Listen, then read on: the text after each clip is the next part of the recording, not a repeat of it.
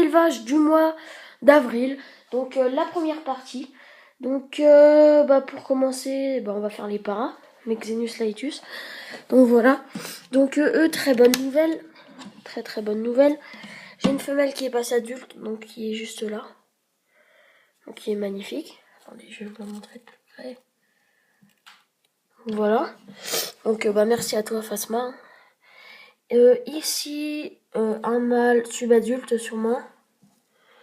Et sinon les autres femelles sont subadultes sûrement aussi. Donc j'attends d'avoir d'autres mues, mais normalement il y a une femelle qui devrait pas tarder à muer. Je sais plus c'est laquelle. Je ne sais plus. Bon voilà. Donc il y a une femelle qui devrait pas tarder à muer. Et voilà. Donc le mâle, lui, il va pas muer tout de suite parce qu'il va muer sûrement en dernier. Vu que la dernière fois il a mué en dernier. Donc voilà. Donc super content pour les paras. Maintenant les Periphetes forcipatus.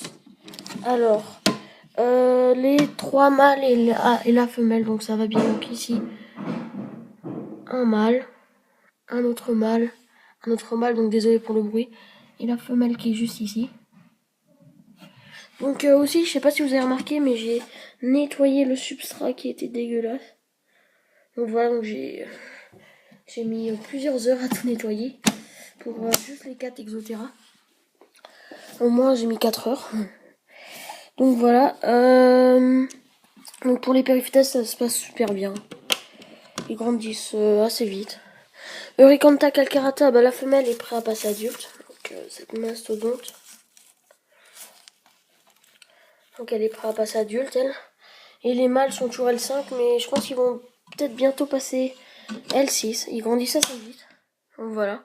Donc en espérant qu'ils rattrapent la femelle. Parce que ils ont un peu de retard. En même temps, je les ai eu. Quand je les ai achetés, la femelle était L3 ou L4 et les mâles L2. Donc voilà. Voilà pour les Eurycantha. Donc je sais pas si je vous avais montré. Ils ont une petite cachette au fond. Donc qui est juste ici. Donc pour avoir un peu de sombre. Je ne sais même pas s'il y en a un qui est caché. Non, je crois pas. Non, il n'y en a pas de caché.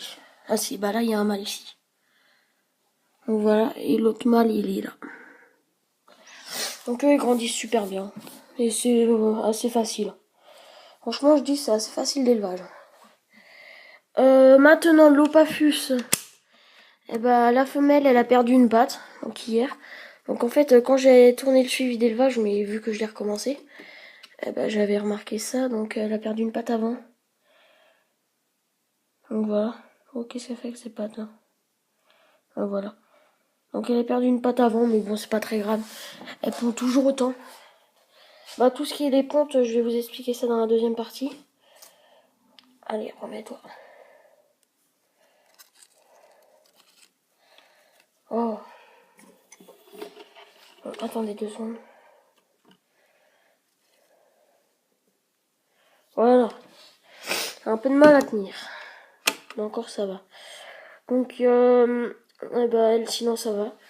Donc elle pond toujours. Je vais vous expliquer ça après comme j'ai dit. Lamponus ça pond toujours pas beaucoup. Pas énormément. J'ai quoi, une trentaine. Allez, voire 50 maximum œufs. Pas plus. Donc voilà. Donc, je vais vous expliquer ça après. Voilà, ils commencent à se faire vieilles. Ça fait un bail que je les ai. Quand je les ai eus, ils étaient L5 et je les avais eus au mois d'août. Comme les Eurycantha, je les avais eu L5 aussi et je les avais eu au mois d'août. Donc voilà. Donc aussi les Eurycantha, ils commencent à... pas Eurycantha, qu'est-ce que je raconte, désolé. Trachytaon, Brutneri, ils commencent à survivre aussi. Donc elles pondent vraiment beaucoup, je vais vous expliquer ça après. Donc voilà pour l'élevage. Donc il n'y a rien d'autre à dire. Ça se passe bien. Maintenant j'ai plus de pertes parce qu'à un moment donné c'était les morts de vieillesse, à part Ixtato, mais bon voilà. Vu que je vais essayer d'en avoir des nouveaux. Et aussi en même temps je vais vous dire ça, je vais faire un concours pour mes 50 abonnés, mais que à mes 50 abonnés, donc voilà. Donc